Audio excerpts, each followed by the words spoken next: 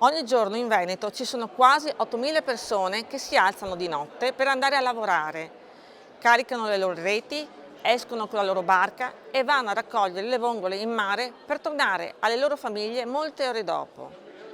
Domani però potrebbe non essere più così, perché il granchio blu, che sta infestando da mesi le nostre coste, ha portato il settore ittico polesano e veneto alla disperazione. Ieri una parte dei rappresentanti delle 3.800 aziende di questo settore ha portato a Venezia tutta la rabbia e la paura di chi non sa più cosa fare.